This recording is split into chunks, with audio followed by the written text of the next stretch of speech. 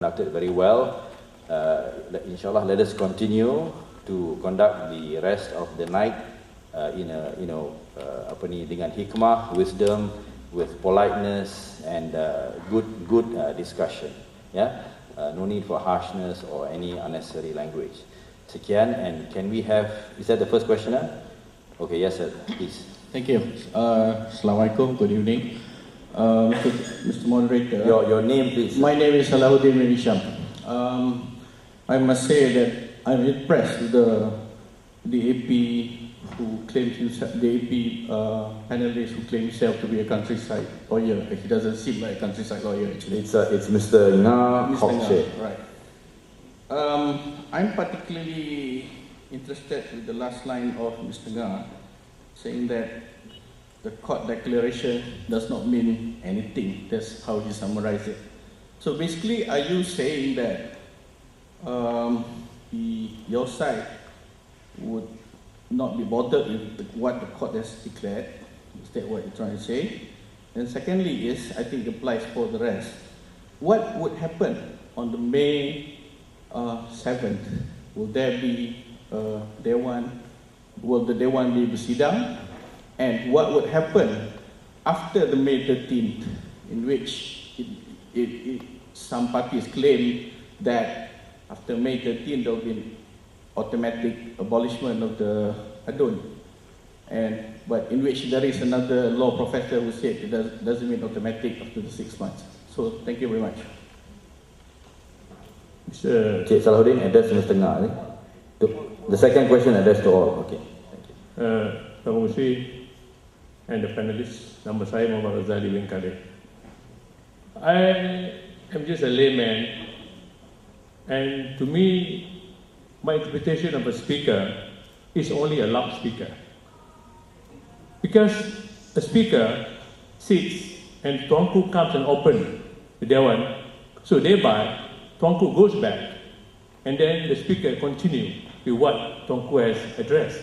So thereby, the speaker is only a loudspeaker who carries on what Tuanku has delivered in the opening of the Dewan. So thereby, the powers of the speaker is actually limited to the function in the Dewan and not extending to further than that. It's against what Mr. Nge says, that the speaker has the legislative power to prevent even the entrance of the members might be suspended to the extent that what federal court decides is only a question of academic exercise. So thereby, back to what my earlier friend has questioned, what happens on the 7th if those who have been suspended are not allowed into the Dewan? Will he be declared as contempt of court? So I hope the three panelists would like to respond to my question, and I hope I will get a good I will get a clear picture of what will happen if they were not allowed to go into the Dewan, and what will happen if they were not allowed. Thank you. Thank you. Link to all the panels, and I'm Puan Shanti. Would like to ask this question. Nak tujukan soalan ni kepada yang berbahagia Datuk Hafarizam. Before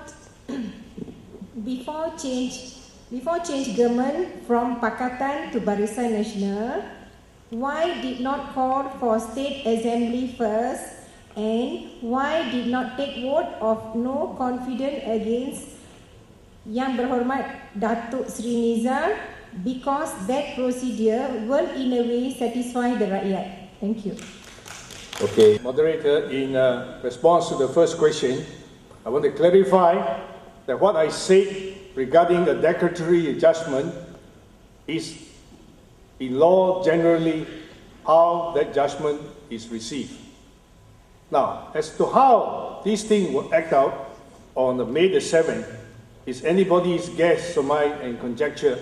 Is also beyond me to know what will happen. I'm also waiting to see. It is for the politicians to act it out. Now, one other factor that is a bit troublesome is that there was a tree sitting on the 3rd of March, and this was raised by Dr. Zamri and the 6 ESCO member in the federal court, their reference. But unfortunately, the federal court did not deal with this part of the question. So these are all very interesting constitutional questions, which perhaps my learned friend from Kuala Lumpur, Dr. Shafi, who is an expert in this, can enlighten the House. It's quite beyond me, a countryside practitioner.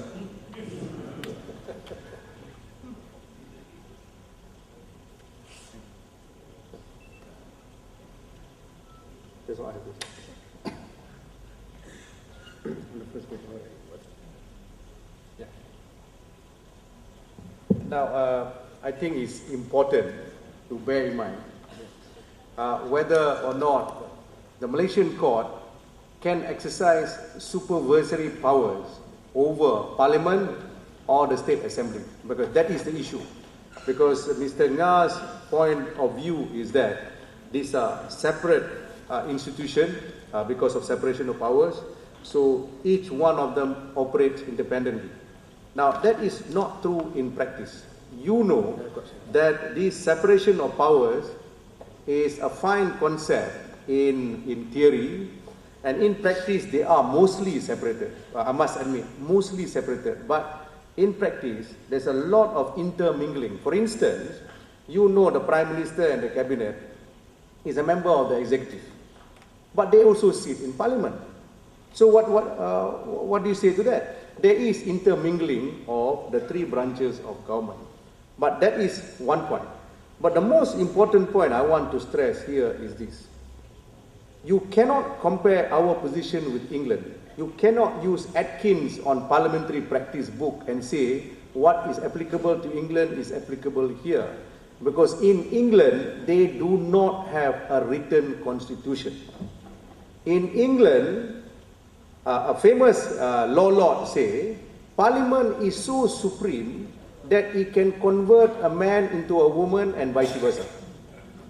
Because they can do all that. In fact, they are doing that because a woman is referred to as a he in the legislation. There is no she in the legislation. Now, in this country, Parliament is not supreme. It is the Constitution that is supreme. Which means what?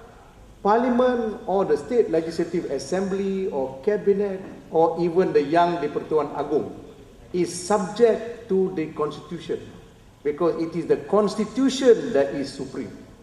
So if the Speaker in the Legislative Assembly or the Speaker in Parliament misbehave, he does not obey his own standing orders, or he does not obey the Constitution, is Mr. Nga saying that nobody can do anything to him? Of course, it is completely wrong. With the greatest respect, I disagree. Everybody is subject to the Constitution. In fact, in the case of Amir Kaha, he says very clearly, the judge says, a certain matter is only non-justiciable if the person who made that decision has obeyed all preconditions before he decides. If the preconditions are not met, like for instance the Speaker, clear example, what is the precondition, for instance, in issuing of the show cause or in imposing the punishment? To begin with, the Speaker has got no such power. He's got no